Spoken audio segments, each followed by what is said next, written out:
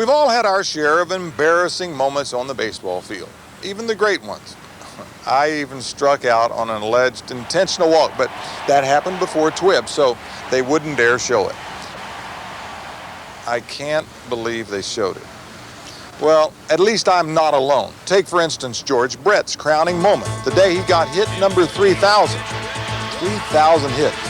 Well, now, there's something that can really take your mind off where you are. George Brett with a 4 for 4 night, number 3,000 for one of the great players of all time, George Brett. What a moment of baseball history here at Anaheim Stadium. Yes, even baseball's greatest moments sometimes come with a caveat.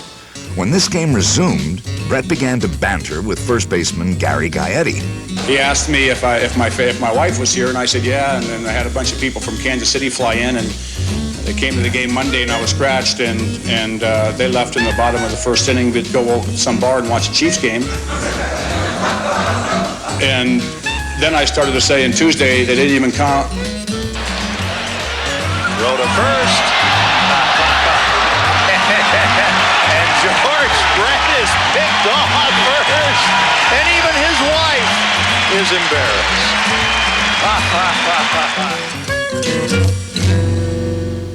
At least Brett's public undressing wasn't the result of a strip search. That's what pitcher Joe Niekro almost had to endure when he was suspected of scuffing up the baseball with a foreign object. Unfortunately, Niekro emptied one pocket too many and discovered, once again, that an umpire's eye doesn't miss a thing. What did they find in his pocket? I don't know. It was an emery board that led to Niekro's scuffle with the law. A moment reenacted later that year when Huey Lewis heard the news. It should have been illegal for Bob Brenly to put on a glove when the former catcher was pressed into duty at third base. In the fourth inning, routine ball, booted it, error number 1. A couple plays later, another routine ball, I booted it, and then just to prove my versatility, picked it up and threw it away too, so I got 2 errors on that play. And here comes Griffey, he'll score. To prove I could make errors going both directions, they hit one to my left, and I booted that one, giving me 4 for the inning, allowing 4 runs to score. At which point I couldn't get anybody to talk to me. The third base coach went and hid. The third base umpire went and hid.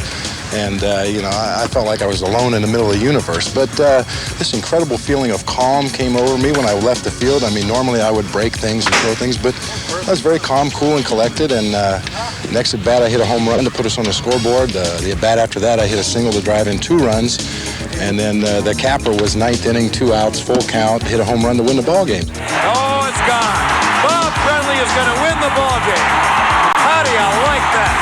Boy, you talk about a schizophrenic day. Bob Brenly made 4 errors in 1 inning to allow 4 runs to score.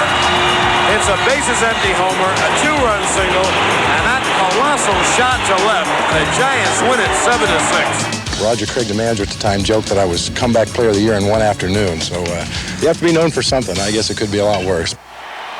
Embarrassing moments can seem to go on forever. Like Dave LaRoche versus Gorman Thomas, and a classic confrontation known simply as La Lob. Bob Lemon had just become the manager. He came out to the mound and wanted to know if I wanted to put Gorman on or what we wanted to do. And I said, well, how about if I just throw him my curveball? And Lem hadn't seen it yet. He didn't know my curveball was my lob. Here comes the first one. I said, oh, for Christ's sake, what is this? And I'd only played 1 game of slow pitch softball in my life, so I really wasn't sure the proper technique of hitting it. What I was really trying to do was trying to hit a home run. Yeah, I threw 2 or 3, and he fouled one off, and then I think he tried to bunt one, and I tried to sneak a fastball, and everyone was kind of having a good time.